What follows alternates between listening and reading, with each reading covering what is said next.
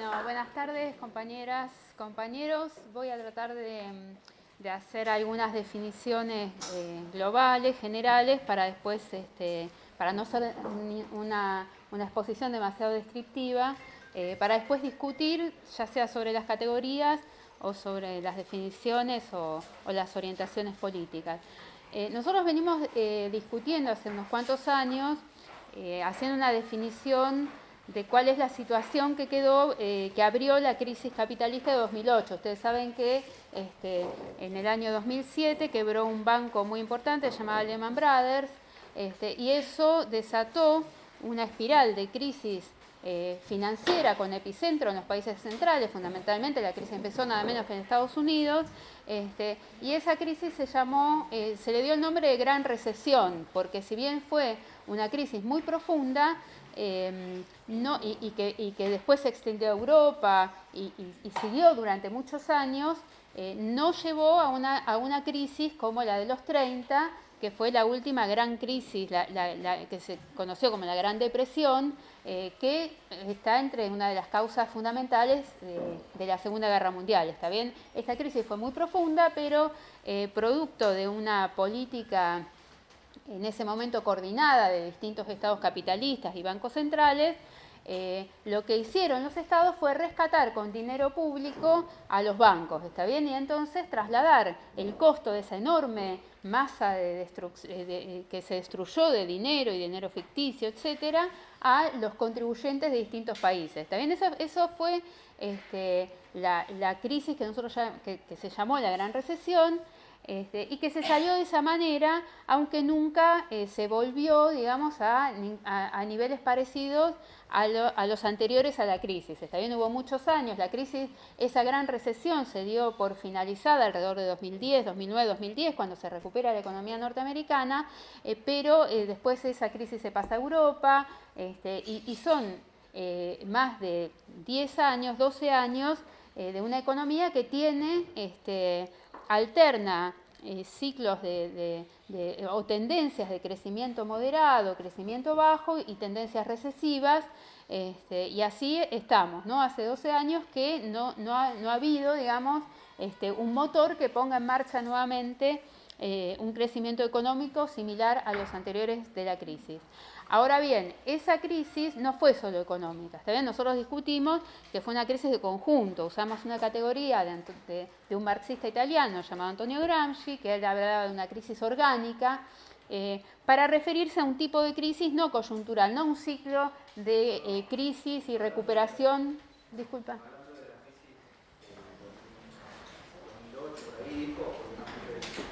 Sí, la crisis de 2008 estamos hablando, sí. Arrancamos de ahí porque es, digamos, lo que ha cambiado una situación. Nosotros podemos decir que hay una situación pre-crisis 2008 y una post-crisis 2008 que todavía sigue, ¿está bien?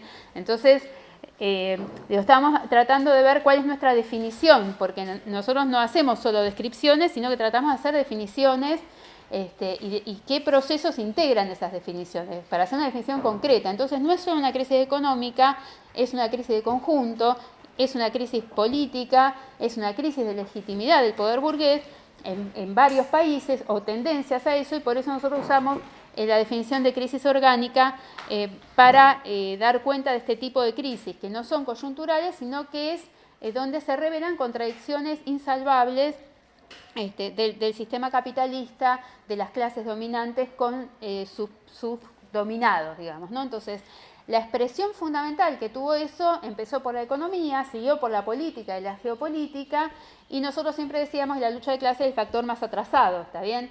¿En qué sentido? Era verdad y más o menos, porque en realidad inmediatamente a la crisis de 2008 hubo una primera oleada de lucha de clases muy importante, aunque no llegó a países como ni América Latina, que en ese momento no estaba a contramano de la crisis económica, pero si ustedes se ponen a ver los procesos que dio como primera respuesta de los explotados la crisis de 2008, fue una oleada de lucha de clases muy profunda, que muchos compararon con la primavera de los pueblos de 1848, nosotros también, que tuvo un punto muy alto en la primavera árabe, pero también en, por ejemplo, Grecia, que tuvo 32 huelgas generales y terminó con un gobierno de izquierda. No sé si ustedes recuerdan, algunos son muy jóvenes, quizás no lo recuerdan periodísticamente, pero Grecia asumió un gobierno que se llamó un gobierno de izquierda, con una coalición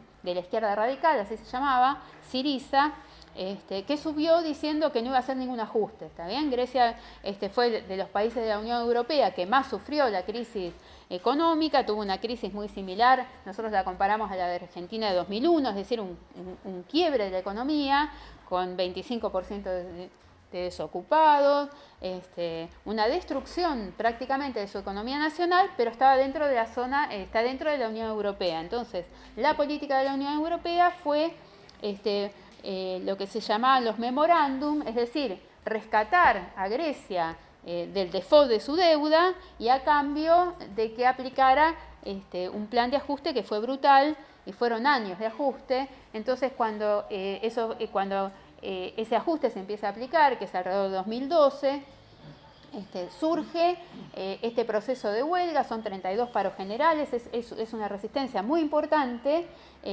pero que tiene una parte de la dirección, es el Partido Comunista, que dirige el núcleo del proletariado griego que está en los puertos, y las otras centrales sindicales dirigían los empleados estatales y otro tipo de asalariados, y nunca hubo Frente Único Obrero para hacer una huelga general verdaderamente que terminara con el ajuste, y todo eso fue desviado a un proceso electoral. Y así surgió Syriza como gobierno que asumió prometiendo terminar con todos los ajustes. Bueno, es el gobierno que más rápidamente traicionó todo su mandato electoral, porque a los 6 meses de haber asumido, termina firmando hace primero un referéndum, donde la mayoría de la población rechaza estos planes de ajuste de lo que se llamaba la Troika. La Troika es la dirección de la Unión Europea, el FMI y el Banco Central Europeo, y sin embargo Syriza lleva adelante el ajuste que le pide la Troika y se transformó de ser el gobierno de izquierda en ser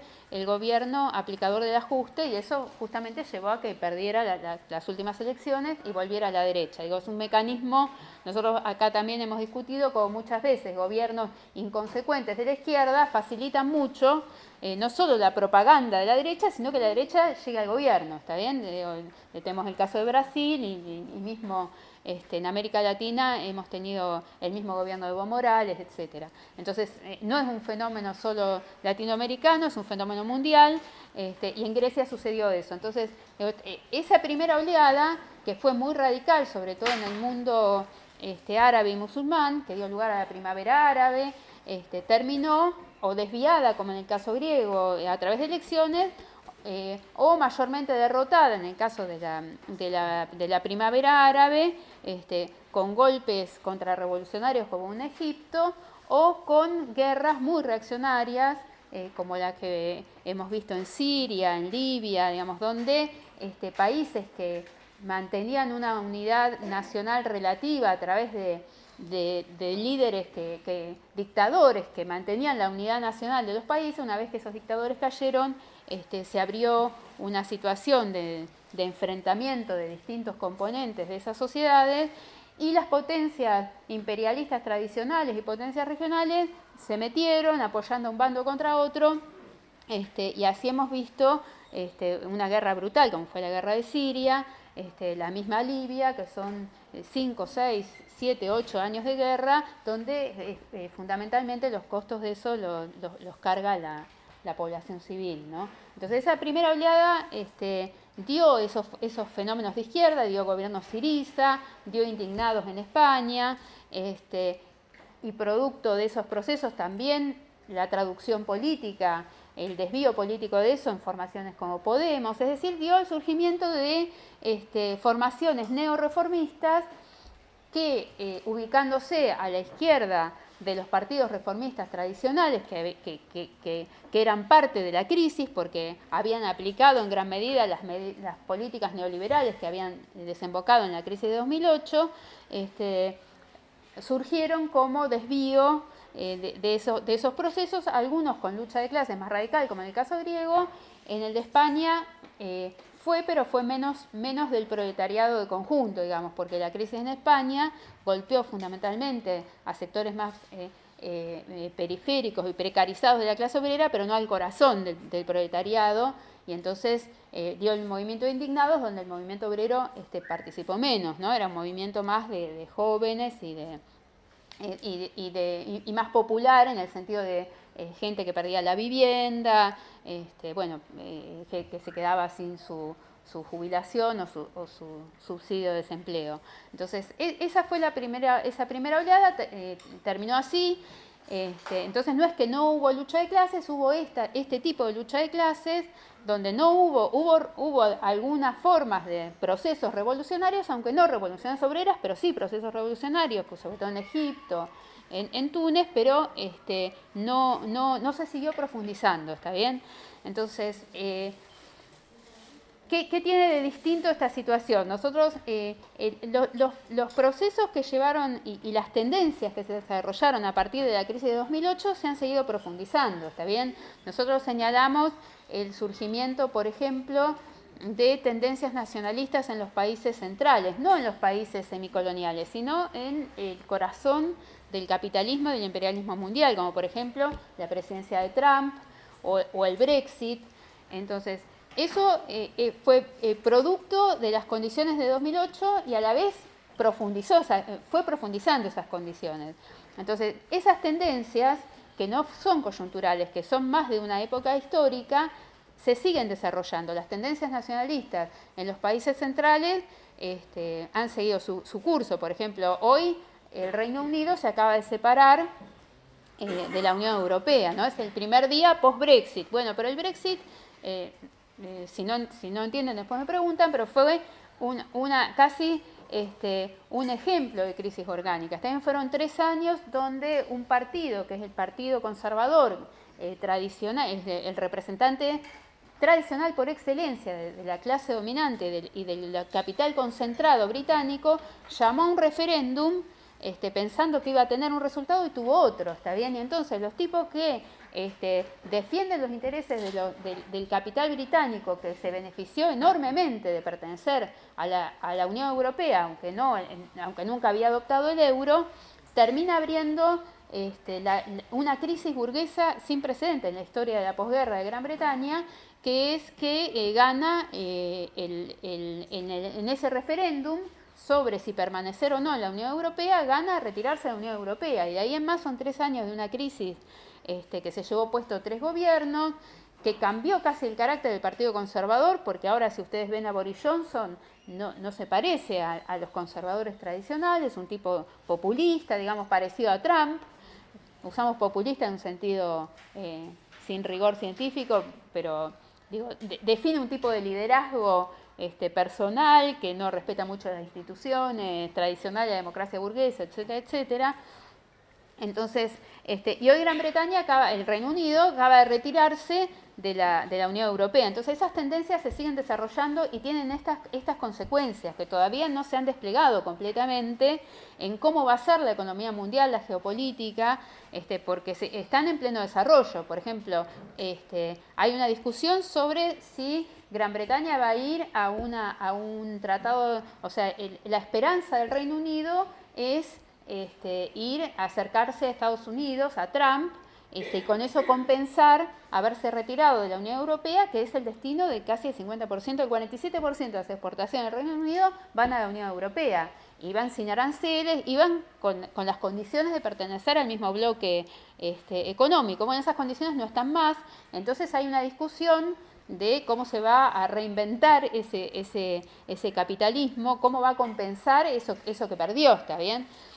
Una parte es profundizando, por ejemplo, una parte del discurso de Boris Johnson es liberarse de las regulaciones que le impone la Unión Europea, por ejemplo, regulaciones ambientales, inclusive laborales. Ustedes si ven, el proletariado del Reino Unido está súper precarizado, ¿no? O sea, ha pasado, no casualmente, es uno de los centros de la contrarrevolución neoliberal con Thatcher. Entonces, hay, por ejemplo, lo que se llaman contrato de hora cero, es decir, que ya no son, es una precarización de la vida de conjunto, porque los jóvenes ni siquiera tienen, ya no es el modelo ni Rappi ni Uber, es aún peor, porque hay que estar a disposición del patrón cuando llame para ir a trabajar, digamos. No hay pautado un horario de trabajo que separe, aunque sea en los términos clásicos del capitalismo, el trabajo del ocio, ¿está bien? Entonces, todo un tiempo disponible, digamos, para ir a trabajar cuando uno lo llame. Bueno, en esas condiciones, digo, esas condiciones también se han profundizado con la crisis de 2008, ¿no? O sea, hemos visto condiciones económicas, estas condiciones políticas, y todo eso actúa sobre la base de una profunda polarización social y política que no se generó con la crisis de 2008, ¿está bien? Nosotros venimos de un ciclo muy prolongado, donde el capitalismo había logrado una posición de fuerzas que le permitió avanzar muchísimo sobre conquistas, condiciones del movimiento obrero, ¿está bien? A eso nosotros lo llamamos neoliberalismo. Eso se impuso a fines de los 70, a principios de los 80, con la derrota, digamos, del último intento de conjunto del movimiento obrero internacional de tratar de cambiar el sistema capitalista por otro. Esos procesos fueron derrotados y entonces el capitalismo logró avanzar combinando extensión de mecanismos de la democracia burguesa con una contrarrevolución económica inédita en tiempos pacíficos, ¿no? Entonces, esas condiciones generaron, para el capital, significaron una salida de una crisis anterior que había tenido en los años 70, había encontrado una vía de recuperar sus niveles de rentabilidad, ¿está bien? Y eso, ¿qué hizo? Generalizó el peso de las finanzas, internacionalizó aún más las fuerzas productivas, o sea que la economía se hizo lo que se llama globalización, se hizo verdaderamente, se restableció la división internacional del trabajo, y eso se reforzó con la restauración capitalista en lo que eran los estados obreros, ¿está bien? Que existieron hasta el año 89 formalmente, un bloque, un tercio aproximadamente de la humanidad que estaba fuera del sistema capitalista, ¿está bien? Y tenía dos grandes potencias, una era la Unión Soviética y la otra era China. China no era una potencia, era un país muy grande, pero muy pobre, pero tenía un rol muy importante en la política internacional, ¿está bien? Porque China, inclusive antes de la restauración capitalista, había hecho un acuerdo a principios de los 70 con Estados Unidos, porque actuaba de contrapeso a la Unión Soviética. Entonces tenía un rol importante, aunque era un país muy pobre, y había empezado un proceso de apertura capitalista. La Unión Soviética era la otra gran potencia. Entonces, ese mundo que era bipolar, se le llamaba el mundo de la Guerra Fría, donde había dos representantes de dos sistemas, vamos a decirlo así en general, sin entrar en muchas discusiones, pero eran dos sistemas que no eran lo mismo. Ese mundo se terminó en el año 89. Entonces el capital avanza y conquista una nueva zona virgen, sobre todo que es China, pero no solo, el capital europeo, por ejemplo, avanza sobre Europa del Este y lo transforma en su patio trasero, y eso transforma a Alemania, que se apoya en la Unión Europea, en una potencia exportadora. O sea, cambia. Bueno, los efectos de todo eso, de incorporar, ustedes piensen que China hoy tiene 1.300, 1.400 millones de personas, es decir, que se incorporó una fuerza de trabajo enorme con salarios bajísimos, y eso bajó el salario del conjunto del proletariado mundial.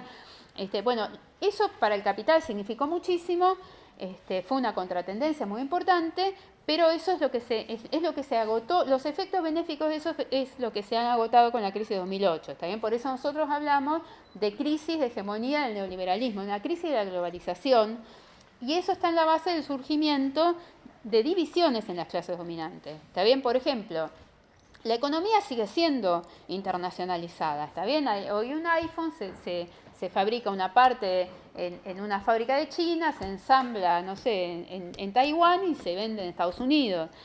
pero no necesariamente eso implica que hay una homogeneidad del conjunto de la burguesía como hubo en el auge de la globalización, ¿está bien? Por ejemplo, Trump es otra cosa, o sea, nosotros ahora hay una gran incertidumbre, digo, más allá de las condiciones económicas estrictamente, hay otros factores que reactúan sobre la economía, ¿no? Ya hemos dicho las crisis políticas, las tensiones geopolíticas que hay, ¿no? Ahora me voy a referir cortito porque para no hacerlo demasiado detallado, porque verdaderamente hay un momento transitorio donde el mundo como era antes casi no va más, pero tampoco hay otro, entonces digo yo solamente resaltar que en esta situación se combinan procesos más estructurales como una decadencia del dominio norteamericano que viene lentamente decayendo de hace muchos años, pero que ha dado un salto, también ha dado un salto con errores de cálculo que hizo el propio Estado norteamericano, fundamentalmente después de los atentados del 11 de septiembre, ¿no? Donde el gobierno de Bush, que es un republicano, asesorado por un sector del aparato estatal norteamericano que se llamaban los neoconservadores, esos tipos hacen una teoría de que la clave para recuperar la pérdida de dominio norteamericano es explotar el militarismo y la acción unilateral de Estados Unidos, y entonces responden al principio a una acción que, del punto de vista del resto de las potencias, tenía consenso, que fue la guerra de Afganistán, porque entonces se veía como una respuesta defensiva ante el brutal ataque que fue el 11S, aunque nunca Estados Unidos probó que Afganistán era quien había planificado ese ataque, bueno, pero había una relación con Bin Laden y supuestamente el tipo estaba ahí, y entonces lo que se llama la comunidad internacional, es decir, el resto de las potencias acompañó a Estados Unidos en la guerra de Afganistán, pero después Estados Unidos decidió extender eso que llamaba la guerra preventiva, la guerra contra el terrorismo, y con una fake news que fue presentada por el tipo que era en ese momento el jefe de la diplomacia norteamericana, el secretario de Estado, que se llamaba Colin Powell. El tipo presentó que Irak tenía armas de destrucción masiva y entonces que había que atacar antes de que el régimen atacara, y los tipos fueron a una guerra que fue altamente impopular. En Estados Unidos y en todo el mundo hubo un día de movilización que fueron creo que 14 o 15 millones de personas en el mundo que se movilizaron contra la guerra de Irak, y fue bastante solo, no fue con cobertura internacional, fue solo con aliados muy cercanos. En ese momento el Estado español, que estaba gobernado por Aznar del Partido Popular, y el Reino Unido, que siempre fue aliado de Estados Unidos, y en ese momento lo gobernaba una variante de la socialdemocracia, que es el Partido Laborista, el ala derecha de eso, que era Tony Blair. Entonces eso aceleró el fracaso, porque Estados Unidos todavía no puede salir de esas guerras, se fue retirando, pero por ejemplo en Afganistán está desde 2001 hasta ahora y está negociando retirarse para que suban los talibanes, o sea, los mismos que estaban cuando empezaron la guerra. Y en Irak, Estados Unidos tiró a Hussein. Bueno, hay una composición del país que es compleja de entender, pero para decirlo sencillamente, gobernaba una minoría que fue aliada histórica de las potencias imperialistas en el mundo árabe y musulmán, pero que son mayoría en el mundo musulmán, pero que en Irak eran minoritarios, que es la rama sunita, digamos, del Islam. A ese sector pertenecía Hussein, en un país de mayoría chiita, que son las dos ramas grandes en las que se divide el islamismo. Y entonces, cuando Estados Unidos tira a Hussein, los chiitas toman revancha de muchos, habían sido muy oprimidos, muy reprimidos por Hussein, incluso los había gaseado. Bueno, había sido un régimen brutal contra esa gente. Esa gente aprovecha la guerra norteamericana Y lo mismo hace Irán, que es el país donde el chiismo está en el gobierno, ¿está bien? Es el régimen que mantiene relaciones con distintas variantes de esta rama del Islam y entonces tiene un peso adquiere un peso muy importante en Irak, y eso a Estados Unidos le crea una contradicción muy grande porque es su principal enemigo, ¿está bien? Al haber terminado con el régimen de Hussein, que normalmente contenía al Estado iraní, Irán empieza a desarrollar ambiciones de potencia regional, y esas son las contradicciones que estamos viendo ahora. Entonces, esas condiciones geopolíticas donde Estados Unidos ya no puede imponer al resto o hacer que el resto tome sus intereses como si fueran propios, ¿está bien? Que es el secreto, digamos, de la hegemonía norteamericana, darle palos e intervención militar, combinar eso con permitir que otros gocen de alguna manera de las bonanzas del orden liberal internacional. Esa fue la política norteamericana de la posguerra. Bueno, con Trump ustedes ven que eso se terminó, digamos, hay muchas discusiones, que ese orden no existe más, que se está petardeando desde adentro mismo de Estados Unidos, no porque el tipo se haya retirado y sea un aislacionista, pero no quiere, dijo América primero, ¿no? Ese fue el eslogan de su campaña, y entonces lo que quiere es renegociar a favor de Estados Unidos todos los tratados comerciales, las condiciones en las que Estados Unidos aporta a la defensa militar de países aliados históricos, como por ejemplo Corea del Sur o la propia Unión Europea. Entonces el tipo, ustedes ven que va, es un guarango, aparte dice cualquier cosa, y va a la cumbre de la OTAN y dice, ustedes pongan la plata y si no, no sé qué, bueno, qué sé yo, es un tipo que es más ofensivo, es más ofensivo el discurso, que en realidad lo que ha cambiado profundamente, porque sigue existiendo la ONU, sigue existiendo la OTAN, sigue existiendo el FMI, siguen existiendo la OMC, etcétera, etcétera, pero genera un grado de tensión, tensiona mucho las relaciones internacionales porque quiere replantear los términos de los contratos que tiene, ¿está bien? Siempre a favor de Estados Unidos y en contra del resto.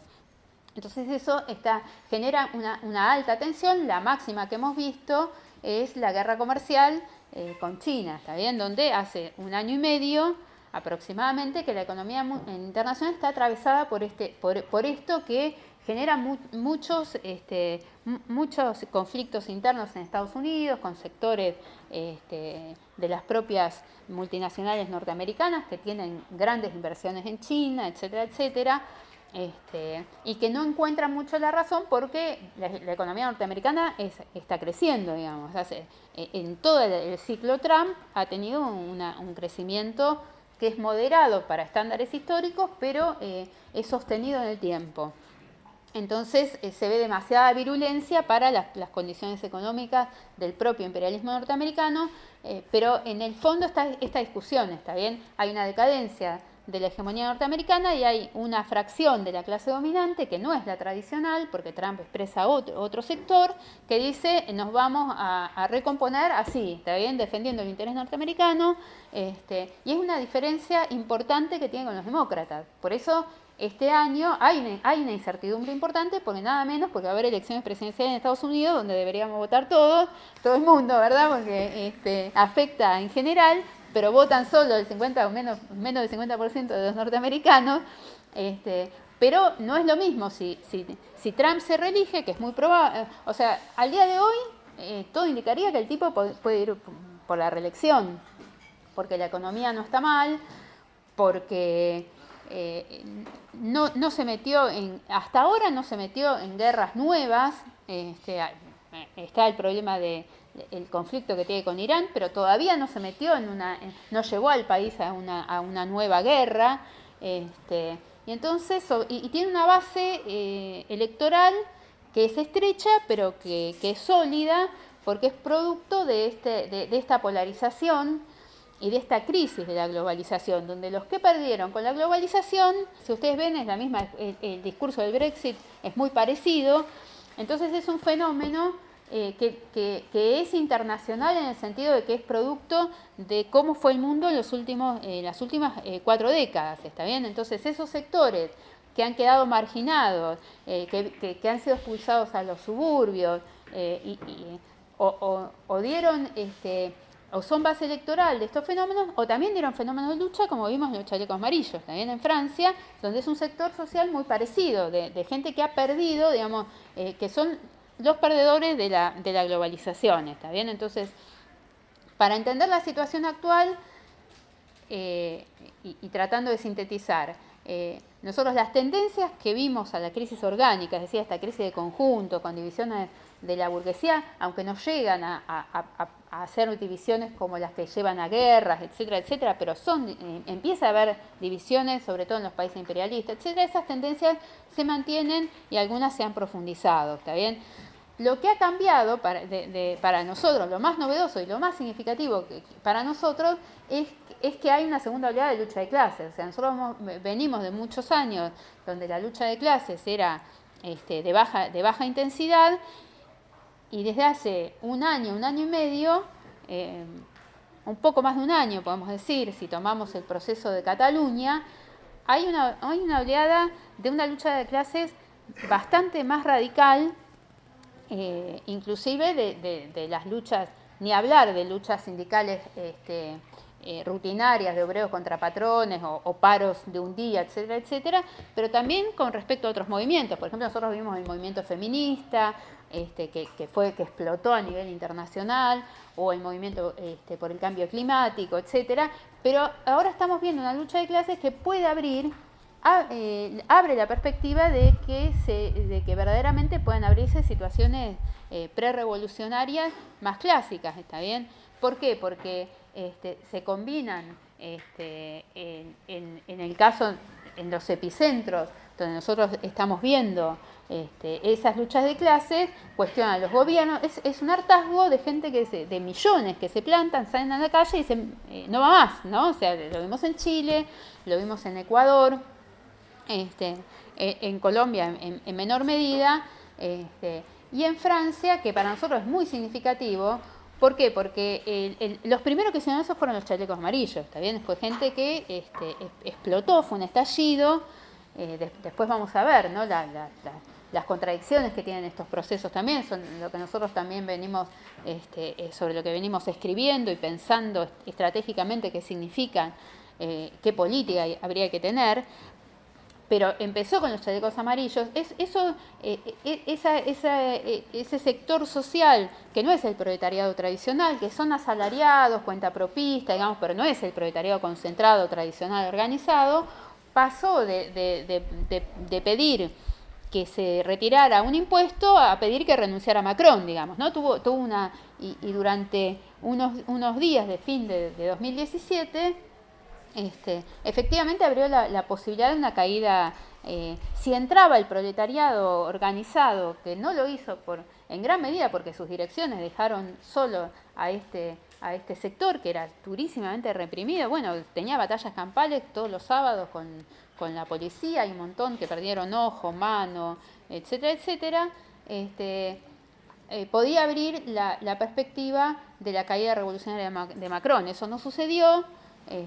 Pero esa lucha después retrocedió, pero quedó una experiencia muy profunda, y no solo eso, sino un descontento generalizado que no casualmente en el último proceso de huelga que vimos, de esta huelga de 50 días contra la reforma de las pensiones, un sector del movimiento obrero tomó bastante de la radicalidad de ese movimiento de los chalecos amarillos, y fue una huelga que por momentos fue casi ingobernable, ¿no? O sea, con sectores muy que se han rebelado contra sus direcciones, y de hecho se bancaron 50 días de huelga, aunque en este momento esa huelga, digamos, retrocedió, ¿está bien? No estamos en el momento alto del proceso, pero le ha generado un problema enorme al gobierno de Macron, que está tratando de avanzar con la reforma jubilatoria, pero en un clima de una hostilidad social enorme. Por ejemplo, el tipo, y además que muestra también que hay divisiones en el aparato del Estado, porque se filtra la agenda personal de Macron. O sea, el tipo va a un teatro y hay un montón de gente que va y lo escracha, va a comer con la mujer y lo mismo. O sea, es un clima muy hostil generalizado, ¿no? Es un gobierno que está bastante mal. Entonces, para nosotros lo más significativo, esta segunda oleada de lucha de clase, porque nosotros no nos dedicamos a la geopolítica ni somos economistas, sino que somos revolucionarios. Lo nuestro es una lucha es el desarrollo, cómo esa lucha de clases termina cuestionando al poder burgués, al Estado y al capitalismo de conjunto, y abre la posibilidad de construir otro tipo de sociedad, ¿está bien? Entonces, para nosotros es muy importante estudiar mucho esta oleada de lucha de clases, sacar las lecciones estratégicas y sobre todo ver lo que nos toca subjetivamente, ¿está bien? ¿Por qué? Porque a diferencia de la primavera árabe y esos procesos que sucedían en países importantes, pero donde no hay ni gran tradición del movimiento obrero, ni tampoco de la izquierda revolucionaria, pensemos en, no sé, Túnez, o sea, son sociedades donde hay movimiento obrero, pero por ejemplo Libia, etcétera, no. Entonces sucedían y donde nosotros no teníamos ninguna influencia. Esta oleada tiene epicentros en países de mucha tradición del movimiento obrero y de mucha tradición de la izquierda, y donde actúan grupos nuestros grupos, también actúa nuestra corriente. Eso supongo que habrán visto el suplemento especial que sacamos sobre Francia, la intervención en Chile, en Bolivia donde fue una resistencia encarnizada contra los golpistas. O sea, no sé si las imágenes que nosotros transmitimos a través de la Izquierda Diario, y la posibilidad de que nuestro compañero interviniera en ese cabildo y planteara nuestra posición política, digo, eso muestra, en pequeño nosotros mostramos cuál es nuestra estrategia. ¿Qué queremos decir con nuestra estrategia? Francia tiene más a favor que interviene un sector de los que tiene posiciones estratégicas de la clase obrera, ¿está bien? Un sector que está en el transporte, y entonces son de esos que pueden paralizar, por ejemplo, la circulación de los trabajadores y del capitalismo. O sea, son esos sectores que nosotros decimos que tienen posiciones estratégicas. En Bolivia, en el Alto se apuntó, aunque el proletariado con esas posiciones no intervino, pero toda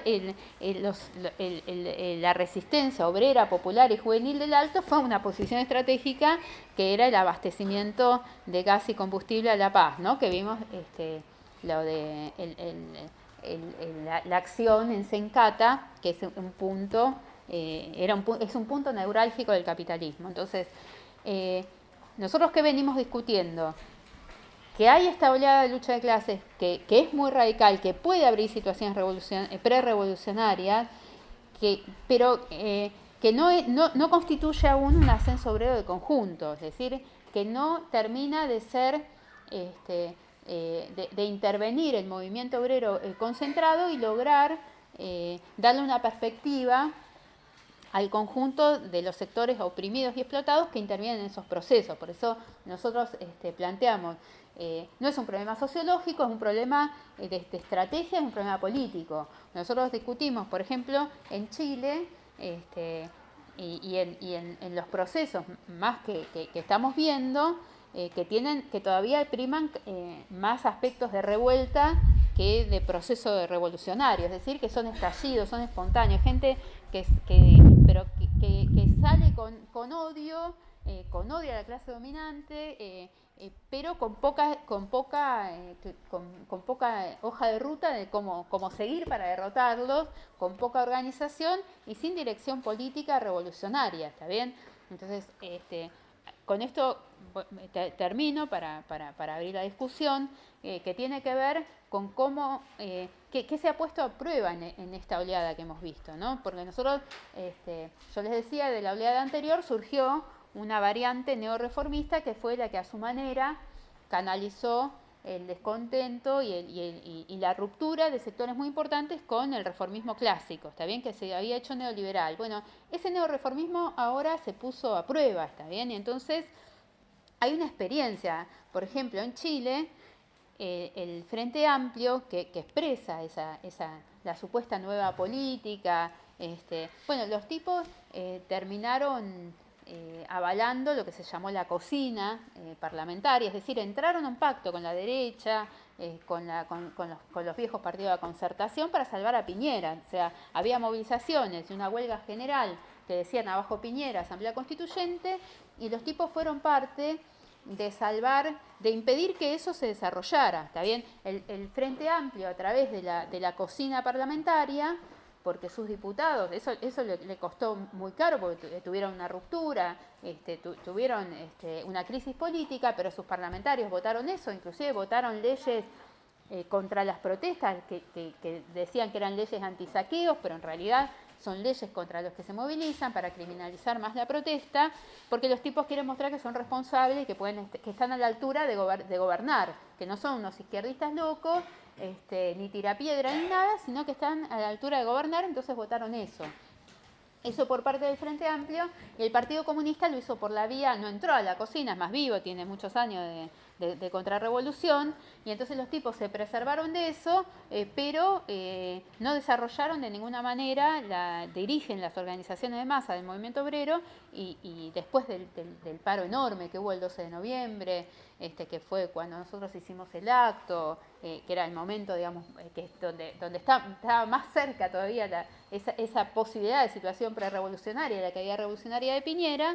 Los tipos no le dieron continuidad a eso y empezaron y tienen una política parecida a la que tuvieron con cuando fue el plebiscito en el que terminó, digamos, la dictadura de Pinochet, ¿no? Sin entrar,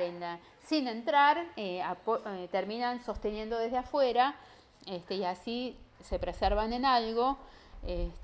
Pero bueno, entonces las lecciones estratégicas de estos procesos son muy importantes, ¿está bien? Porque hay una experiencia con el MAS de Evo Morales, hay una experiencia con el Frente Amplio en Chile, con el Partido Comunista, hay una experiencia con Podemos, que acaba de entrar a un gobierno. Ustedes saben que la izquierda trotskista, como perdió hace tiempo la expectativa de que puede haber una revolución obrera, fue ganada para ese escepticismo de la clase obrera, se ha adaptado a distintas variantes intermedias neoreformistas, y fue parte de Syriza, y fue parte de Podemos, ¿está bien? Entonces ahora Podemos está en el gobierno, o sea, un sector que viene del movimiento trotskista ayudó, por ejemplo, a crear a Podemos, porque hay un grupo que se llama Anticapitalistas en el Estado español que tuvo un rol bastante importante en el surgimiento de Podemos, y terminó fortaleciendo a tipos que decían que iban a democratizar todo y que iban contra la casta política, etcétera, etcétera, y terminan gobernando con el PSOE, un Estado imperialista, es decir, que tiene la Telefónica, la Repsol, etcétera, etcétera, y gestionan los negocios de conjunto de esas multinacionales, están en la OTAN. Bueno, entonces hay una experiencia política, es muy importante hacer esa discusión política, y sobre todo, ¿qué cambiaría si hubiera un partido revolucionario que pudiera actuar de otra manera? ¿Está bien? Nosotros, por ejemplo, en Chile, hicimos una muestra en pequeño, porque nuestro grupo es pequeño, pero en Antofagasta tiene algunas posiciones importantes, y ahí nosotros llevamos a la práctica lo que hemos discutido, y es parte de nuestra tradición y nuestra práctica política, fue parte de Sosanón, etcétera, etcétera, de empujar las tendencias a la autoorganización y al frente único de la clase trabajadora y los sectores oprimidos, y de esa manera crear una fuerza social que pueda, por ejemplo, organizar al conjunto de los explotados, pensar las batallas, y eso, desde nuestro punto de vista, nosotros le decimos estrategia soviética, pero quiere decir esto, o sea, que se coordinen los sectores oprimidos bajo la dirección de la clase trabajadora, que es la que puede paralizar, por ejemplo, en Chile puede paralizar los puertos, puede paralizar la minería, etcétera, etcétera. Entonces, esa es nuestra estrategia, digamos, cómo pasar de la revuelta a la revolución con una política de ese tipo, ¿está bien? Pero nosotros en Francia lo mismo, si ustedes escuchan al compañero Anas, que es un dirigente muy importante del sector combativo, de los huelguistas, y ven nuestra política de coordinación de los ferroviarios, con los otros trabajadores en huelga, con los chalecos amarillos, y hacer, esa es la forma, digamos, de estrategia soviética con la cual intervenimos en la huelga de Francia. Ahora son tendencias de sectores de la vanguardia, ¿está bien? No estamos hablando que eso es una tendencia general, porque hay momentos que eso no son tendencias generalizadas del movimiento de masas. Si ustedes estudian la Revolución Rusa, por ejemplo, los soviets surgen como tendencias propias del movimiento de masas para organizar la lucha y de ahí a transformarse en órganos de doble poder, ¿no? Entonces no estamos en ese momento, por eso no estamos discutiendo que hay una situación que ya está la revolución a la vuelta de la esquina, hay estas situaciones, y además en América Latina nosotros ahora estamos poniendo el eje en lo que nos interesa discutir, porque es sobre lo que pensamos también la política, que son las perspectivas que nos abre la lucha de clase. Pero en América Latina no es la única tendencia, y en el mundo tampoco, digamos, hay una tendencia que golpea por izquierda, que es la lucha de clases, pero también una tendencia de derecha que está tratando de consolidarse, que golpea. Por ejemplo, en Bolivia los tipos dieron un golpe y ahora están tratando de liquidar las muchas o pocas conquistas que ha tenido la clase trabajadora y sobre todo los pueblos originarios, fundamentalmente bajo el gobierno de Evo Morales. Tenemos a Bolsonaro en Brasil, tenemos al propio Trump, y si ustedes escuchan, en Argentina hay una situación de pasividad con una crisis, con una bomba de tiempo que no se sabe cómo se va a resolver, que es el tema de la deuda, que es un problema muy difícil con un gobierno que quiere pagar y todos los demás que lo acompañan. Si ustedes escuchan, por ejemplo, la justificación del gobierno es que hay que estar a la derecha en la política internacional para que Trump nos perdone. Bueno, eso quiere decir que bajo Macri aumentó la sumisión semicolonial de Argentina por el mecanismo de la deuda, etcétera, etcétera. Entonces no es la única tendencia. Lo que pasa ahora es muy significativa porque es novedosa y porque nos permite a nosotros hacer mucha política, ¿no? Y ahí es donde nos tenemos que preguntar si estamos a la altura en este momento de ese desafío que nos está planteando esta situación. Porque si es como vemos, ¿no?, que esta combinación de factores objetivos y subjetivos, de lucha de clases, de experiencia de sectores de vanguardia, de una experiencia que hay por sacar conclusiones políticas con el neorreformismo, ¿qué nos plantea a nosotros, está bien?, como corriente? O sea, nosotros siempre pensamos que tenemos un tiempo, ¿no?, que justamente como no está planteado en lo inmediato una lucha revolución contra revolución, tenemos un tiempo preparatorio. Bueno, pero ese tiempo no es homogéneo, ¿está bien? Hay veces que se hace más condensado. Bueno, si la lucha de clases se desarrolla, si tenemos estas posibilidades, por ejemplo, si en Francia nosotros tuviéramos un grupo con más posiciones en el movimiento obrero y más peso, más cuadro, y capaz que podríamos haber actuado, ser más decisivos en cambiar, en influir el curso de los acontecimientos, ¿está bien? Así, siendo muy pequeños, igual, teniendo una política correcta, hablando desde una organización tradicional. Yo les decía, es un país que con tradición del movimiento obrero y con tradición del movimiento trotskista. Entonces, nosotros actuamos, somos una fracción de izquierda de la tradición del trotskismo francés, que hoy expresa de una de las tradiciones del trotskismo francés, que es el NPA, y entonces nosotros desde ahí podemos, se potenció muchísimo, ¿no? Y en la coordinación, como decía Lenin, los soviets amplifican la voz y la influencia del partido. En esos organismos de masas nuestra voz se amplifica muchísimo y nuestra influencia. Pero no pudimos cambiar el curso de conjunto. Y nosotros en algún lado los explotados tienen que poder cambiarlo, y eso no se hace espontáneamente, ¿no? Y por eso hace falta un partido obrero revolucionario, y ese partido no se improvisa, no se construye de un día para el otro, y a veces si llegamos muy tarde, los acontecimientos siguen su curso, haya o no partido, y entonces se pierden las oportunidades históricas, hay derrotas muy costosas, etcétera. Digo, en ese marco nosotros estamos discutiendo, abrimos una reflexión sobre qué desafíos tenemos, si con lo que hacemos es suficiente. ¿Por qué? Porque nosotros no nos podemos medir o tener un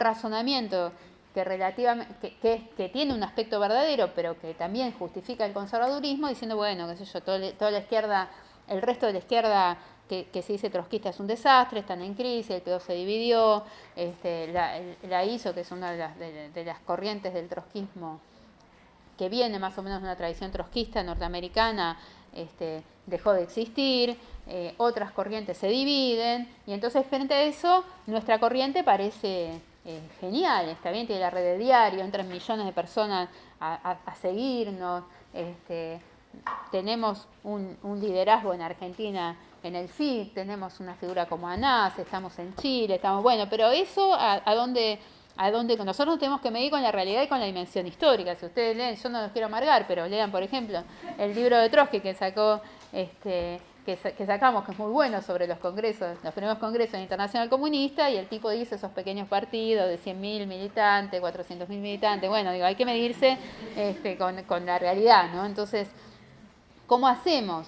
En esa discusión estamos, ¿no? Porque nuestra estrategia no es construir una pequeña liga internacional como hay otras. Por ejemplo, nosotros venimos del morenismo, y Moreno formaba parte de la tradición del trotskismo, que se dividió en que cada líder nacional más o menos hacía su internacional. Está bien, el movimiento trotskista se había dividido así, entonces nosotros todavía decimos mandelistas a los de Francia, también Mandel se murió hace un montón, pero bueno, porque es la corriente que fundó Mandel, los morenistas, la corriente que fundó Moreno, también, bueno, eso es parte de un momento de retroceso, de mucha crisis. Está bien, nuestra política es refundar una internacional verdaderamente que esté por una revolución socialista en el conjunto internacional. Nosotros decimos es la cuarta internacional porque consideramos que tiene que tener el programa del trotskismo, no vemos que se haya superado, que está vigente, por eso no es un problema de números ni de organización, sino de contenido. Nosotros decimos una internacional de la revolución socialista que es, desde nuestro punto de vista, la refundación o reconstrucción de la cuarta internacional. Es decir, que no es una pequeña tendencia que en 10, 15 años pasa de ser 500 a ser 1000, ¿está bien? Ahora, eso no depende solo de nosotros, depende de que se vaya regenerando un movimiento, una tradición internacionalista del movimiento obrero que no existe, digo, es un movimiento obrero que viene de muchas décadas de retroceso, que después tuvo estalinismo, nacionalismo burgués, peronismo, etcétera, etcétera, que fue en contra de la tradición histórica del movimiento obrero, que era internacionalista, ¿está bien? Bueno, pero empieza una discusión de cosas que reactúan, ¿está bien? Porque la lucha de clases nos da más posibilidades y nosotros podemos avanzar sobre esa lucha de clases y desarrollarla y en algún país tratar de hacer una diferencia cualitativa, ¿está bien? Entonces, esa es la discusión que estamos haciendo ahora, ¿no? O sea, de qué podemos, si alcanza solo, o si porque no hay grandes tendencias que estén girando a izquierda, sobre la base de esa realidad, que es una realidad, de hecho no estamos adoptando una política que decimos que no es la nuestra, que no es la de autoconstruir una tendencia propia. Desde ya que nosotros vamos a construir y desarrollar lo más posible la colaboración con distintos compañeros en distintos países, comparten nuestros principios, comparten nuestra estrategia, eso desde ya que lo vamos a hacer, pero y lo vamos a seguir haciendo, y es la base que hoy nos permite pensar también tener una política más ofensiva para aumentar la influencia y hacer del trotskismo verdaderamente una voz a nivel internacional. Porque si ustedes ven, hablan los neorreformistas y los trotskistas que estamos por la independencia de clase, que por ejemplo sostenemos hace muchos años el FIT, con las contradicciones, las diferencias que tenemos con el resto, pero sigue siendo una referencia, y en el medio de que hay un salto en la adaptación de los reformistas a gestionar el capitalismo.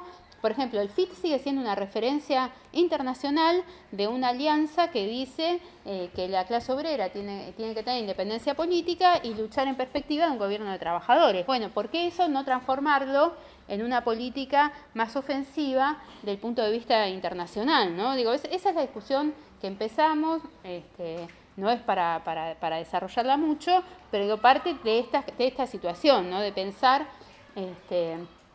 y que es parte también de la discusión que hace el PTS, cómo avanza, cómo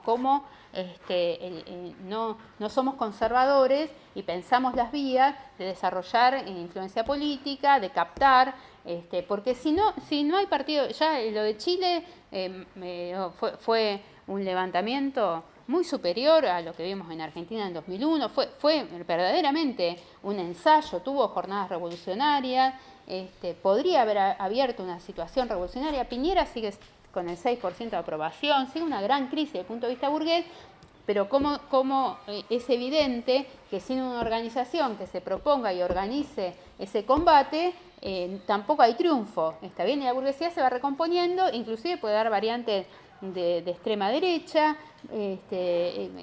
no está dicho, digamos, que va a estar en crisis históricamente. Eso no es así, la burguesía. Eso piensa, yo me río a veces no es para reírse, pero la discusión que tenía el Partido Obrero, por ejemplo, con Altamira, alrededor de que la burguesía decía Altamira había perdido la iniciativa histórica y entonces ahora era la iniciativa de la izquierda. Bueno, no, compañera, la burguesía domina el mundo hace muchos años, no pierde, y hace cosas, qué sé yo, no va a decir, perdimos, no nos quieren porque sostenemos niveles de desigualdad insoportable, entonces nos retiramos. Eso no es así.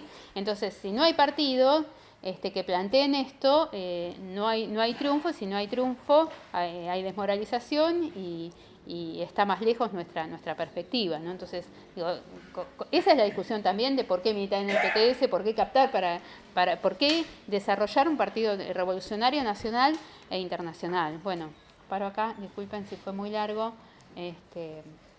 hablé mucho.